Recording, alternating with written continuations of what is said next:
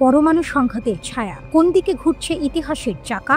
ইরানের হুমকি, পশ্চিমাদের চাপে তেহরানের হবে না কোনো দুর্গতি। যুদ্ধের সুর বাজছে কি? জাতিসংঘের নিষেধাজ্ঞা ফের কার্যকরের মুখে ইরান। এক ভয়ঙ্কর স্ন্যাপব্যাক এর তোপে কঠিন জবাব দিল তেহরান। যদি কেউ ব্যবস্থা নেয় তবে তাদের গুরুতর প্রতিক্রিয়ার মুখে পড়তে হবে। নিষেধাজ্ঞা, কূটনীতি আর যুদ্ধের দামামার মাঝে বিশ্ব এক কঠিন সমীকরণে।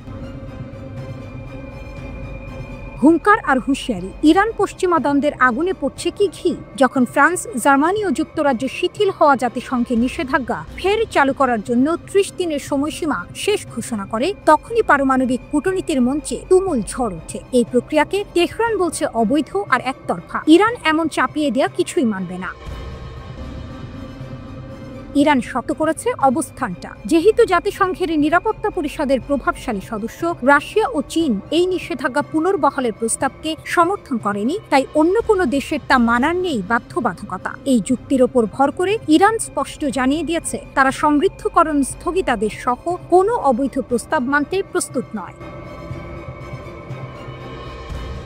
স্ন্যাপব্যাক হলো কূটনীতির খেলা। পুরনো নিষেধাজ্ঞা আনতে চায় এই বেলা। ইরান হাসে, বলে এ কেমন বিচার? চীন, রাশিয়া না থাকলে মানব না তো আর। তবে সবচেয়ে বড় হুঙ্কার হলো এইখানে, যদি কোনো দেশ এই নিষেধাজ্ঞার ভিত্তিতে ইরানের বিরুদ্ধে পদক্ষেপ নেয় তবে তাদের গুরুতর এবং প্রতিপক্ষীয় প্রতিক্রিয়ার মুখে পড়তে হবে। এটি কেবল মুখের কথা না, মধ্যপ্রাচ্যের ভূ রাজনৈতিক পরিস্থিতিতে এক বড়সড় পরিবর্তনের বার্তা।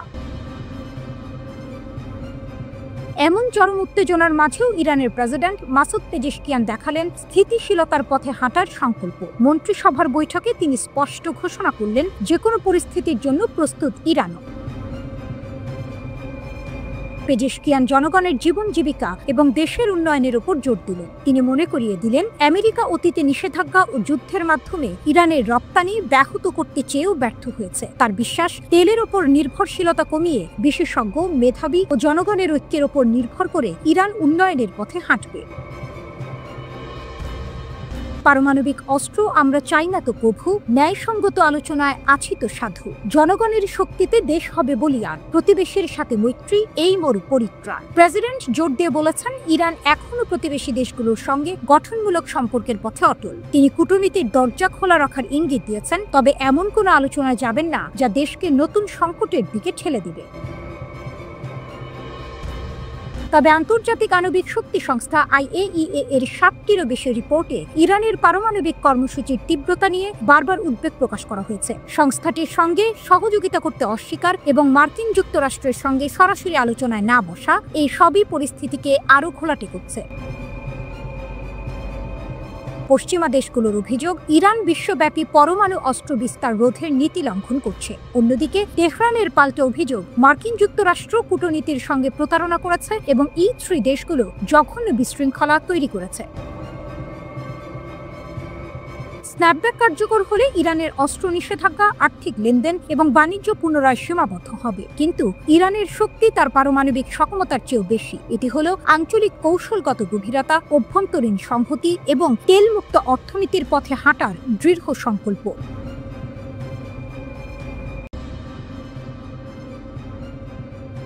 ইসরায়েলের দোরগোড়ায় হুথিদের দুঃস্বপ্ন। ইসরায়েল যখন গাজায় বোমা বর্ষণ চালিয়ে যাচ্ছে, তখন ইয়েমেনের মরুভূমি থেকে ভেসে আসছে নতুন আতঙ্কের শব্দ। গুপ্তচর সংস্থাগুলো সতর্ক করছে, নীরবে শক্তি সঞ্চয় করছে হুথিরা। নীরব সেনাবাহিনী নামের এক ভূত বাহিনী নাকি গড়ে তোলা হচ্ছে, যারা একদিন ইসরায়েলের সীমান্তে ঝাঁপিয়ে পড়তে পারে। হাজার হাজার সেনা, যাদের সংখ্যা কয়েক লাখ। প্রতিবেদনে বলা হচ্ছে 2024 সালের শেষ নাগাদ হুথি যোদ্ধার সংখ্যা দাঁড়িয়েছে প্রায় 3.5 লাখে। এ যেন এক অদৃশ্য সেনাবাহিনী যারা অপেক্ষা করছে সময়ের। ইসরায়েলের ভয় আর হুথিদের প্রস্তুতি। ইসরায়েলি কর্মকর্তারা বলছেন ইয়েমেনের বুকে গড়ে উঠছে আল আকসা ফ্লাড কর্মসূচি। হাজার হাজার যোদ্ধাকে বিশেষভাবে প্রশিক্ষণ দেওয়া হচ্ছে 7 অক্টোবরের হামলার মতো এক বৃহৎ অনুপ্রবেশের জন্য। জর্ডান বা সিরিয়া হয়ে কিংবা দুই দিক থেকে একসঙ্গে ঢুকে পড়তে পারে তারা। একজন ইসরায়েলি সামরিক কর্মকর্তা সরাসরি বলেছেন এটি এমন এক ধারণা যা তারা আগে কখনো চেষ্টা করেনি। আরেকজন যোগ করেছেন, আমরা চাই না একদিন হুথিদের হাতে হাজার হাজার নির্ভুল ক্ষেপণাস্ত্র চলে আসুক। ভূগর্ভস্থ অস্ত্রাগার আর ইরানের ছায়া। গোপন প্রতিবেদন উঠে এসেছে ইরানের প্রযুক্তি ব্যবহার করে হুথিরা নিজস্ব ড্রোন ও ক্ষেপণাস্ত্র উৎপাদনের ক্ষমতা গড়ে তুলেছে। ইয়েমেনের ভূগর্ভস্থ ঘাঁটিগুলো এখন শুধু সংরক্ষণ নয়, সরাসরি অস্ত্র তৈরির কেন্দ্র। সিরিয়ায় হিজবুল্লাহ যে স্বাধীন মডেল তৈরি করেছিল, এবার সেই পথেই হাঁটছে হুথিরা। নিচুতে উড়ে আসে বিস্ফোরক ড্রোন, সুনির্দিষ্ট লক্ষ্যভেদী ক্ষেপণাস্ত্র, এসব শনাক্ত করাই এখন সবচেয়ে বড় দুশ্চিন্তা। ইসরায়েল আশঙ্কা করছে, যদি এই প্রকল্প অবারিতভাবে এগোয় তবে হুথিরা হয়ে উঠতে পারে এক অস্তিত্বগত হুমকি। পাল্টা আঘাত আর নতুন ঝুঁকি। কিছুদিন আগেই হুথিদের একটি ড্রোন ইসরায়েলের ইলাত শহরে আঘাত হানে। তারপরেই ইসরায়েলি বিমান বাহিনী সানায় 7টি লক্ষ্যবস্তুতে বোমা বর্ষণ চালায়। 65টিরও বেশি বোমা ফেলা হয় কমান্ড সেন্টারগুলোতে। 5টি কেন্দ্র ও 2টি অস্ত্র ডিপো ধ্বংস হয়ে যায়। ইসরায়েল দাবি করেছে, এতে হুথি সরকারের প্রধানমন্ত্রী নিহত হলেও প্রতিরক্ষামন্ত্রী ও সেনাপ্রধান বেঁচে যান। নিহত হন কয়েক ডজন হুথি কর্মকর্তা। তবে এই পাল্টা আঘাতেই প্রকাশ পেয়েছে হুথিদের দুর্বলতাও। তাদের কমান্ড চেইন ভঙ্গুর। কিন্তু টুইস্টটা এখানে, যতই ক্ষতি হোক, হুথিদের শক্তি এখন আর কেবল মিসাইল বা ড্রোন নয়, তাদের শক্তি হলো দৃঢ় মনোবল আর ইরানের অব্যাহত সমর্থন। যুদ্ধ থামবে না। এদিকে ইসরায়েলি সামরিক গোয়েন্দা বিভাগ আমান হুথি নিয়ে কাজ করার জন্য নতুন 2টি ইউনিট গঠন করেছে। তাদের বার্তা স্পষ্ট, হুথিরা যদি গাজার সাথে জড়িত যুদ্ধবিরতি ঘোষণা করেও তবুও ইসরায়েল আগেভাগে আঘাত হানতে দ্বিধা করবে না। তবুও হুথির শক্তি নিয়ে সন্দেহ নেই। একের পর এক গোপন মহড়া, গোপন অস্ত্রাগার আর ফ্যান্টম বাহিনী তৈরির গল্পে এখন কাঁপছে তেল আভিভ। গাজার ধ্বংসস্তূপের ভেতর দিয়ে জেগে উঠছে আরেক ঝড়, আল আকসা ঝড়, যা হয়তো একদিন সরাসরি আছড়ে পড়বে ইসরায়েলের সীমান্তে। ফিলিস্তিনের জন্য বিশ্ব ঐক্যবদ্ধ হওয়ার সাথে সাথে বিবির ক্ষয়ক্ষতির স্তূপ। অকুপাই গাজা অভিযানের মধ্যে ইসরায়েলি বিমান বাহিনী একটি বড় ধাক্কার সম্মুখীন হয়েছে। শুধু সৈন্য নয়, এখন বিবির সেনাবাহিনীও গুরুত্বপূর্ণ সামরিক অবকাঠামো হারাচ্ছে। যুদ্ধে ক্ষয়ক্ষতির পর দক্ষিণ ইসরায়েলে একটি ইসরায়েলি ড্রোন বিধ্বস্ত হয়েছে। গাজা অভিযানে একজন ইসরায়েলি সৈন্য নিহত হওয়ার কিছুক্ষণ পরেই ড্রোনটি দুর্ঘটনার ঘটনা ঘটে। ফ্রান্স আইডিএফ বিরোধী পরিকল্পনা প্রস্তাব করার সাথে সাথে গাজায় ইসরায়েলি সেনাবাহিনী হেরে যাচ্ছে।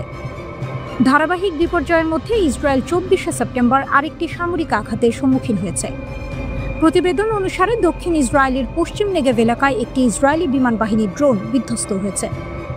টাইমস অফ ইসরায়েল অনুসারে আইডিএফের বরাত দিয়ে প্রযুক্তিগত ত্রুটির কারণে এই দুর্ঘটনা ঘটে।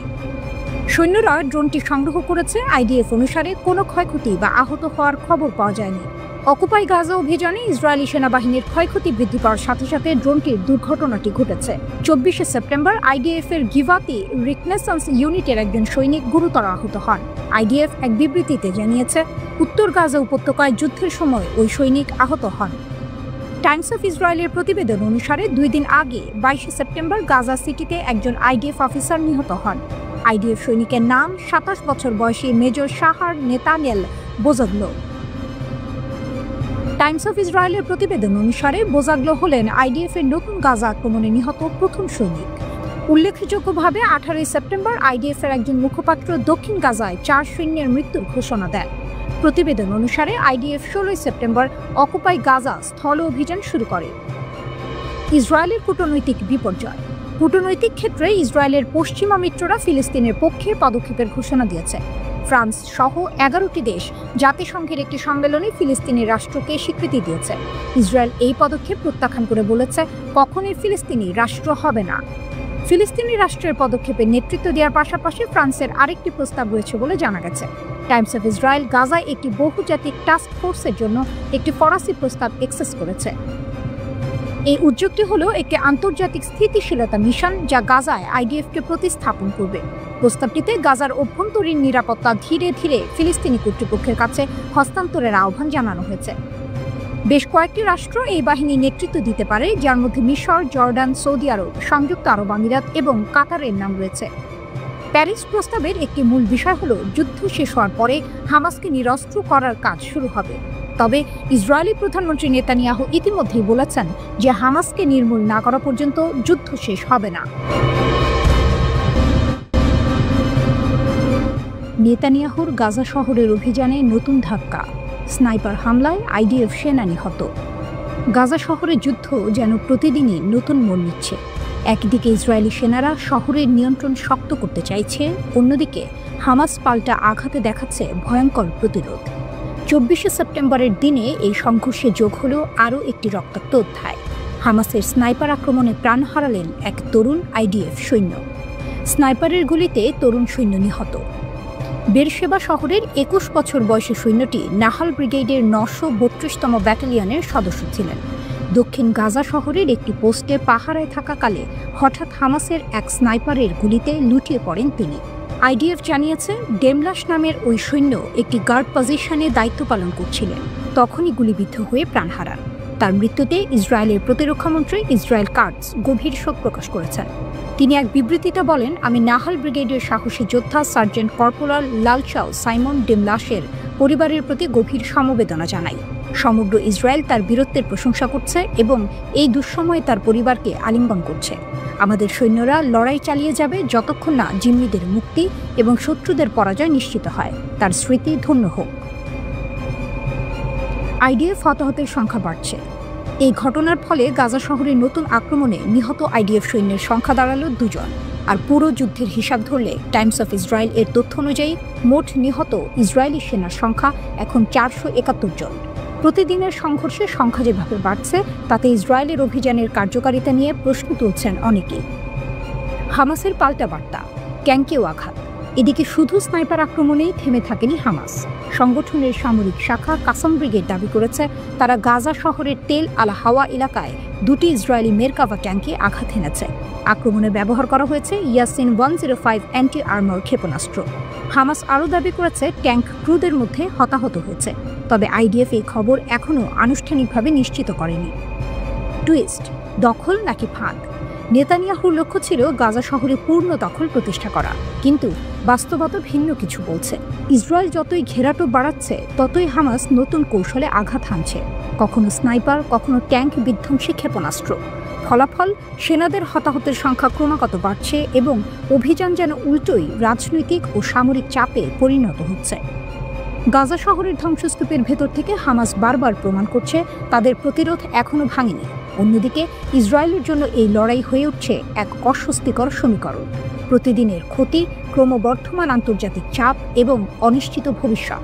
প্রশ্ন জেগেছে, এই যুদ্ধ শেষ পর্যন্ত দখলের গল্প লিখবে নাকি নেতানিয়াহুর জন্য আরও বড় রাজনৈতিক ফাঁদ তৈরি করবে?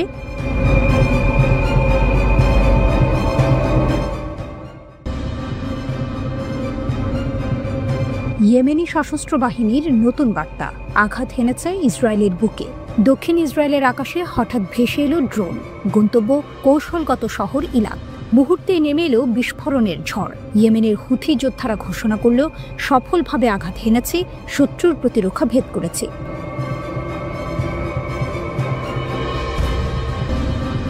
এই হামলায় আহত হয়েছে 20 জনেরও বেশি মানুষ। ইরান সমর্থিত এই গোষ্ঠী বলছে, 2টি ড্রোন ছোড়া হয়েছিল আলাদা আলাদা লক্ষ্যবস্তুতে। দক্ষিণ অধিকৃত ফিলিস্তিনের উম্মে আল রাশরাশ এলাকায় তাদের লক্ষ্য ছিল ইসরায়েলি সেনাদের অবস্থান। হুথিদের দাবি, অভিযান সফল হয়েছে এবং ইসরায়েলের আকাশ প্রতিরক্ষা ব্যবস্থা ব্যর্থ প্রমাণিত হয়েছে।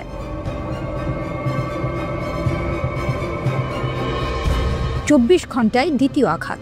এটি কেবল একটি বিচ্ছিন্ন হামলা নয়, গত 24 ঘণ্টার মধ্যেই এটি হুথিদের দ্বিতীয় অভিযান। তারা ড্রোন হামলা চালিয়েছিল ইলাদ ও বীরশেবার বিভিন্ন স্থানে। প্রতিটি হামলায় ছিল গাজার প্রতি সংহতির বার্তা, প্রতিটি আঘাত ছিল ফিলিস্তিনের মাটির জন্য। হুথিদের সরকারি বিবৃতিতে বলা হয়েছে, গাজা উপত্যকায় অবিচল যোদ্ধাদের আমরা স্যালুট জানাই। তারা শুধু গাজাকেই নয়, সমগ্র জাতিকে রক্ষা করছে।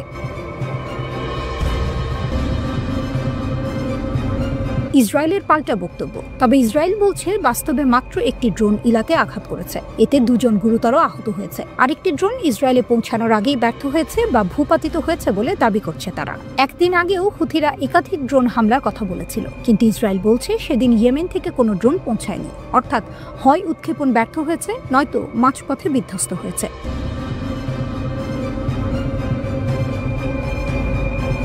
তবুও আঘাতের বাস্তবতা যাই হোক, একটি সত্য স্পষ্ট, হুথিদের ড্রোন ইসরায়েলে আঘাত হানছে। সাম্প্রতিক সপ্তাহগুলোতে এটি দ্বিতীয়বারের মতো সরাসরি ক্ষতি করেছে। আর প্রতিদিনই ইসরায়েলকে ইয়েমেন থেকে আসা ড্রোন ও ক্ষেপণাস্ত্র মোকাবিলা করতে হচ্ছে। হুথিরা বলছে, তাদের আক্রমণের একটি উদ্দেশ্য গাজার জন্য লড়াই। গাজার যুদ্ধে ইসরায়েলের আগ্রাসন না থামলে এবং অবরোধ না তুললে এসব হামলা চলতেই থাকবে। শক্তির প্রদর্শন। ইসরায়েল বারবার ইয়েমেনের ভেতরে হুথিদের অবস্থান লক্ষ্য করে হামলা চালাচ্ছে, তবুও তাদের থামানো যায়নি। হুথিরা বারবার প্রমাণ করছে তারা শুধু প্রতিরোধ করছে না, বরং দূরত্ব অতিক্রম করে ইসরায়েলের অভ্যন্তরেও আঘাত হানার ক্ষমতা রাখে। ইলাতের এই হামলা তাই শুধু একটি সামরিক অভিযান নয়, এটি এক রাজনৈতিক বার্তাও। গাজার রক্তের প্রতিশোধ নিচ্ছে ইয়েমেনের যোদ্ধারা।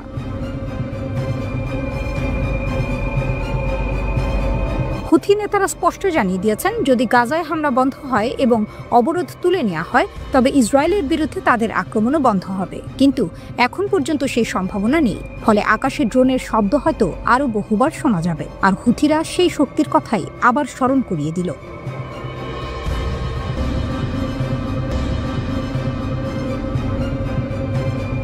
ইরানের বিশাল সাফল্য। খামেনির দেশ উন্মোচন করল ইসরায়েলের গোপন পারমাণবিক কর্মসূচি। মধ্যপ্রাচ্যের অন্ধকারে হঠাৎ যেন বজ্রপাত। তেহরান ঘোষণা করেছে তারা উন্মোচন করেছে ইসরায়েলের বহুদিনের লুকানো পারমাণবিক কর্মসূচি। ইরানি গোয়েন্দারা নাকি এমন সব নথি ও তথ্য হাতে পেয়েছে যা ইসরায়েলের অস্তিত্ব কাঁপিয়ে দেওয়ার মতো। ইরানের রাষ্ট্রীয় টিভিতে সম্প্রচারিত প্রতিবেদনে বলা হয়েছে, ডিমোনা পারমাণবিক স্থাপনার তথ্য, শীর্ষ ইসরায়েলি বিজ্ঞানীদের তালিকা এবং গোপন গবেষণাগারগুলোর খুঁটিনাটি এখন তাদের হাতে। শুধু তাই নয়, ইরানের দাবি এসব ফাঁস হওয়া নথিতে যুক্তরাষ্ট্রের সম্পৃক্ততার প্রমাণও পাওয়া গেছে। খাতিবের বিস্ফোরক দাবি। ইরানের গোয়েন্দা মন্ত্রী ইসমাইল খাতিব সাংবাদিকদের সামনে দাঁড়িয়ে বলেন, আমাদের হাতে এখন লক্ষ লক্ষ পৃষ্ঠার নথি। এটাকে আমরা বলছি তথ্যের ভান্ডার। ইসরায়েলি নাগরিক, সেনা ও কর্মকর্তারা নিজেরাই আমাদের সহযোগিতা করেছে। খাতিবের দাবি, কেউ অর্থের লোভে, আবার কেউ ইসরায়েলের প্রধানমন্ত্রী বেনিয়ামিন নেতানিয়াহুর প্রতি ঘৃণা থেকে ইরানকে তথ্য দিয়েছে। তিনি ব্যঙ্গ করে বলেন, নেতানিয়াহু, ইরানের পানির সমস্যা সমাধান নিয়ে ভাবার আগে তোমার সেই কর্মীদের আর্থিক সমস্যার কথা ভাবো, যাদের অনেকেই টাকার জন্য, আবার কেউ তোমার প্রতি বিরক্ত হয়ে আমাদের সাথে সহযোগিতা করছে এবং এখনো করছে। মার্কিন ছায়া। ইরানি মিডিয়ার ভাষ্য অনুযায়ী ফাঁস হওয়া নথিতে ইসরায়েলি গোপন প্রকল্পগুলোর সঙ্গে মার্কিন যুক্তরাষ্ট্রের যোগাযোগও রয়েছে। তবে এই তথ্য স্বাধীনভাবে যাচাই করা সম্ভব হয়নি। তবুও ইরান এ নিয়ে স্পষ্ট বার্তা দিয়েছে, শত্রুদের ভেতরে ভাঙন ধরানো তাদের কৌশলের অংশ এবং তারা শুধু সীমান্তে নয়, প্রতিপক্ষের ভেতরেও প্রবল শক্তি নিয়ে প্রবেশ করতে সক্ষম। দীর্ঘ শত্রুতার নতুন মাত্রা। 1979 সালের ইসলামী বিপ্লবের পর থেকেই ইরান ইসরায়েলকে প্রধান শত্রু হিসেবে দেখে আসছে। আর চলতি বছরের জুনে সংঘটিত 12 দিনের যুদ্ধ সেই বৈরিতাকে আরও ঘনীভূত করেছে। তখন ইসরায়েল বলেছিল, ইরানের পারমাণবিক ও ক্ষেপণাস্ত্র কর্মসূচি তাদের জন্য হুমকি। যুক্তরাষ্ট্রের সহায়তায় ইসরায়েল 3টি ইরানি পারমাণবিক স্থাপনা ধ্বংসও করেছিল। কিন্তু আজকের এই গোয়েন্দা নাটক যেন উল্টো দিকে আঘাত। ইরান বিশ্বকে জানিয়ে দিল, যুদ্ধ শুধু আকাশে ক্ষেপণাস্ত্র ছুড়ে নয়, তথ্যের যুদ্ধে জেতাও সমান গুরুত্বপূর্ণ। ইরানের শক্তির বার্তা। বিশ্লেষকদের মতে ইরানের এই ঘোষণা শুধু তথ্য ফাঁস নয়, এটি এক ধরনের মনস্তাত্ত্বিক যুদ্ধ। একদিকে ইসরায়েলকে বিব্রত করা, অন্যদিকে দেখানো ইরান শুধু টিকে নেই, বরং প্রতিপক্ষের গোপন কক্ষ পর্যন্ত পৌঁছাতে সক্ষম। তেহরানের এই প্রকাশে মধ্যপ্রাচ্যের উত্তেজনা নতুন করে উস্কে উঠেছে। ইসরায়েল কিভাবে জবাব দেবে সেটাই এখন বড় প্রশ্ন। তবে একটি বিষয় স্পষ্ট, ইরান বিশ্বকে আবারও মনে করিয়ে দিল, তারা কেবল যুদ্ধক্ষেত্রেই নয়, গোপন যুদ্ধেও এক ভয়ঙ্কর প্রতিপক্ষ।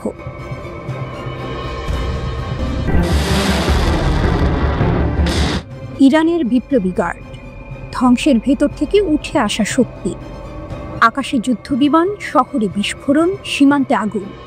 ইরানের ইসলামী বিপ্লবী গার্ড কর্পস IRGC এমন এক বাহিনী যেটিকে ধ্বংস করার চেষ্টা করা হয়েছে, যার ঘাঁটিতে বোমা বর্ষণ করেছিল ইসরায়েলি জোট। তবুও তারা দাঁড়িয়ে আছে, আরও উঁচু, আরও শক্তিশালী। মার্কিন ড্রোন মেরেছে তাদের শীর্ষ কমান্ডার, ইসরায়েলি গোয়েন্দারা অনুপ্রবেশ করেছে তাদের ভেতরে, কিন্তু প্রতিবার মৃত্যুর ছায়া যেন নতুন প্রাণ এনে দেয় এই বাহিনীকে। 12 দিনের যুদ্ধে ইসরায়েল ভেবেছিল তারা IRGC-কে নত করেছে, অথচ ফল হলো উল্টো। ক্ষেপণাস্ত্রের ঝড়ে ইসরায়েলি শহরগুলো কেঁপে উঠল, কোটি কোটি ডলারের ক্ষতি হলো। আকাশে উড়ে আসা শত্রু ড্রোন ভূপাতিত হলো একের পর এক। এ যেন মৃত্যু থেকে পুনর্জন্মের গল্প। জাতীয়তাবাদের আগুন। ইরানিদের সবাই যে সরকারের সমর্থক তা নয়, তবুও যখন ইসরায়েলের বোমা তেহরানের আকাশ চিরে নামে, তখন একটাই শব্দ গর্জে ওঠে, প্রতিরোধ। IRGC সেই প্রতিরোধের প্রতীক। বিদেশি হামলা ঠেকানো শুধু সামরিক কাজ নয়, এটি জাতীয় গর্ব। এ কারণেই সাধারণ মানুষ, যারা হয়তো সরকারের সমালোচক, তারাও এই বাহিনীর শক্তিকে নিজেদের বর্ম মনে করে। যুদ্ধ থেকে রাষ্ট্রে 1979 সালের বিপ্লবের পর আইআরজিসি জন্মেছিল জনগণের সেনাবাহিনী হিসেবে, কিন্তু 4 দশক পেরিয়ে আজও তারা শুধু সেনা নয়, রাষ্ট্রের ভেতরে রাষ্ট্র। একদিকে তারা হামাস, হিজবুল্লাহর মতো মিত্র শক্তিকে সমর্থন দেয়, অন্যদিকে হাসপাতাল বানায়, বিশ্ববিদ্যালয় দাঁড় করায়, এমনকি তেহরানের মেট্রোর সুড়ঙ্গ খনন করে। অর্থনীতি, তেল থেকে অবকাঠামো, সবখানেই তাদের উপস্থিতি। কেউ বলে দুর্নীতি, কেউ বলে অপরিহার্য। সত্য হলো তাদের ছাড়া ইরান এগোয় না। যুদ্ধের উত্তরাধিকার 1980 থেকে 1988, টানা 8 বছর ইরান ইরাক যুদ্ধ। রক্ত, ক্ষুধা আর ধ্বংসের পর যে শক্তি ভরসা জুগিয়েছিল তার নামও ছিল আইআরজিসি। রাস্তাঘাট, বাঁধ, রেলপথ, ধ্বংসস্তূপ থেকে ইরানকে দাঁড় করিয়েছিল তারাই। আজ আবার প্রয়োজন সেই দক্ষতার। মার্কিন ও ইসরায়েলি হামলায় ক্ষতবিক্ষত ঘাঁটি, বিদ্যুৎ কেন্দ্র, রেল লাইন, মেরামতের দায়িত্ব আবার তাদের কাঁধেই। ছায়াযুদ্ধের পরবর্তী অধ্যায়। সিরিয়া, লেবানন, গাজায় ইসরায়েলি নেটওয়ার্ক ক্ষতিগ্রস্ত, কিন্তু দুর্বলতা মানেই পতন নয়, বরং এখন নতুন প্রশ্ন জাগছে, তারা কি পারমাণবিক প্রতিরোধের পথে হাঁটবে? কারণ ইতিহাস বলে, যতবারই তাদের কোণঠাসা করা হয়েছে, তারা নতুন রূপে ফিরে এসেছে। গভীরে গেঁথে যাওয়া শিকড়। আজ ইরানের রাষ্ট্রযন্ত্রের ভেতরে আরও গভীর শিকড় গেড়েছে আইআরজিসি। জাতীয় প্রতিরক্ষা কাউন্সিলে তারা এখন মুখ্য খেলোয়াড়। ভবিষ্যতের যে কোনো যুদ্ধে কমান্ড ও কন্ট্রোলের চাবিকাঠি তাদের হাতে। যতই যুক্তরাষ্ট্র বা ইসরায়েল তাদের দুর্বল করার চেষ্টা করুক, যত গভীরে যাবে আইআরজিসি, ততই কঠিন হবে তাদের উৎখাত করা। একটি দৃশ্য কল্পনা করুন। ধ্বংসস্তূপের মধ্যে দাঁড়িয়ে আছে এক সৈনিক, পেছনে পতাকা, সামনে আগুন, আকাশে শত্রুর প্লেন, মাটিতে বোমার ক্ষত। তবুও তার চোখে ভয় নেই, কারণ সে জানে আইআরজিসি শুধু একটি বাহিনী নয়, এটি ইরানের আত্মা, যে আত্মাকে ভাঙা যায় না, মুছে ফেলা যায় না, দমন করা যায় না। পৃথিবীতে যদি কোনো দেশ ভেবেই রাখতে পারত যে ইসরায়েল তার উপর কখনো হামলা করবে না, তাহলে তা ছিল কাতার। কাতার ছোট একটি দেশ এবং ইসরায়েলের জন্য কোনো হুমকি নয়। এর চেয়ে বড় বিষয় হলো কাতার যুক্তরাষ্ট্রের ঘনিষ্ঠ মিত্র এবং মধ্যপ্রাচ্যে যুক্তরাষ্ট্রের সবচেয়ে বড় সামরিক ঘাঁটি এখানেই রয়েছে। তবে দোহার আকাশও কেঁপে উঠল। ইসরায়েলি বিমান হামলার ঝড় বয়ে যায় কাতারের রাজধানীর দিকে। স্যাটেলাইটে দেখা যায় দোহার আকাশরেখা কালো ধোঁয়ায় ঢেকে গেছে। বহুতল ভবনগুলি ঝড়ে ভেঙে পড়া, আগুনে পুড়ে গেছে। যে মুহূর্তে হামলা হয়, পুরো শহরে এক অদ্ভুত স্থবিরতা নেমে আসে। হামলার লক্ষ্য ছিল হামাস নেতাদের বৈঠক। যুদ্ধবিরতি আলোচনার সময় এই হামলা চালানো হয়েছিল বলে কাতারি কর্মকর্তারা নিশ্চিত করেছেন। তবে এই হামলার ধ্বংসযজ্ঞ শুধু লক্ষ্যবস্তুতে সীমাবদ্ধ থাকেনি। পাশের আবাসিক এলাকায় বিদেশি দূতাবাস ও স্কুলের কাছাকাছি থাকা ভবনগুলো ক্ষতিগ্রস্ত হয়েছে। স্যাটেলাইটে দেখা যায় হামলার দক্ষিণে কিছু ভবন আংশিকভাবে ধসে পড়েছে এবং পুড়ে গেছে। ক্ষতি সত্ত্বেও কিছু ভবন দাঁড়িয়ে আছে, কিন্তু বিস্ফোরণের চিহ্ন স্পষ্ট। কাতারের স্বরাষ্ট্র মন্ত্রণালয় জানিয়েছে হামলায় 3টি মৃতদেহ এবং একজন নিরাপত্তা কর্মকর্তা শনাক্ত হয়েছে, তবে 2 জন এখনো নিখোঁজ। ফরেনসিক দল মানব দেহাবশেষের সাথে মিল খুঁজে বের করতে ব্যস্ত। বিশ্লেষকরা সতর্ক করে বলেছেন, এই হামলা কাতারি ভূখণ্ডের অভ্যন্তরে একটি বিপজ্জনক উত্তেজনার সূচনা করেছে। হামাস জানিয়েছে খলিল আল হাইয়ার ছেলে সহ তাদের 5 সদস্য নিহত হয়েছে। এই হামলা শুধু ধ্বংসের নয়, রাজনৈতিক ভূমিকাতেও নতুন টুইস্ট এনেছে। কাতারের প্রধানমন্ত্রী শেখ মোহাম্মদ এই হামলাকে রাষ্ট্রীয় সন্ত্রাস হিসেবে অভিহিত করেছেন। তিনি সতর্ক করে বলেছেন, এটি যুদ্ধবিরতি এবং গাজা জিম্মিদের মুক্তির আশা ভেঙে দিতে পারে। নেতানিয়াহু হামলার পক্ষে সাফাই গিয়ে বলেছেন, হামাসই 7 অক্টোবরের হামলার মূল পরিকল্পনাকারী। তিনি কাতারকে সতর্ক করেছেন, হামাসকে বহিষ্কার না করলে আরও পদক্ষেপ নেওয়া হবে। দাবি করেছেন, ইসরায়েলের কাছে নিরাপদ আশ্রয়স্থল প্রমাণ রয়েছে। রাষ্ট্রপতি ট্রাম্পও এই হামলার নিন্দা জানিয়েছেন। তার মন্তব্য, এটি ইসরায়েল বা আমেরিকার লক্ষ্যকে এগিয়ে নিয়ে যায় না। তিনি স্বীকার করেছেন, মার্কিন যুক্তরাষ্ট্র কাতারকে মাত্র কয়েক মিনিট পর অবহিত করেছে, যখন হামলা ইতিমধ্যেই সম্পন্ন হয়েছে। এই ঘটনা কেবল স্থানীয় নয়, পুরো অঞ্চলের জন্যই হুঁশিয়ারি। কাতারের শীর্ষ নেতাদের নিঃশ্বাস আটকে গেছে। ধ্বংসস্তূপের মধ্যে খোঁজ চলছে নিখোঁজদের। আন্তর্জাতিক মহলে উত্তেজনার ঢেউ। একদিকে ধ্বংস, অন্যদিকে নিখোঁজের আতঙ্ক এবং রাজনীতি সংক্রান্ত চাপ। এই হামলা প্রমাণ করে মধ্যপ্রাচ্যের স্থিতিশীলতা কতটা ভঙ্গুর। দোহা এখন কেবল ধ্বংসযজ্ঞের চিহ্ন নয়, এক ভয়ঙ্কর বার্তারও সাক্ষী। বার্তা স্পষ্ট, একটি দেশে হামলা মানেই পুরো অঞ্চলে অনিশ্চয়তা। 2 বছর ধরে ইসরায়েল গাজাকে ধ্বংসের পথে নিয়ে গেছে। 64,000-এর বেশি ফিলিস্তিনি মারা গেছে। ফিলিস্তিনের বাইরে ইসরায়েল লেবানন, সিরিয়া, ইয়েমেন ও ইরানে তার যুদ্ধযন্ত্র ছড়িয়ে দিয়েছে। লেবাননে তারা স্কুল ছুটির সময় ভিড় পাট্টাপূর্ণ এলাকায় টেজারে বিস্ফোরণ ঘটায়। আরব দেশগুলো এখন বড় এক সংকটে আছে। তারা কি এক হয়ে প্রতিক্রিয়া দেখাবে? তারা কি বুঝবে যে গ্রেটার ইসরায়েলের স্বপ্ন তাদের সবার জন্য হুমকি? তারা কি ইসরায়েলের সঙ্গে সম্পর্ক ছিন্ন করবে, আমেরিকার ওপর চাপ দেবে, কিংবা এমন কোনো জোট বানাবে যেটা ইসরায়েলকে সামরিকভাবে চ্যালেঞ্জ করতে পারবে, নাকি আগের মতো চুপ করে বসে থাকবে?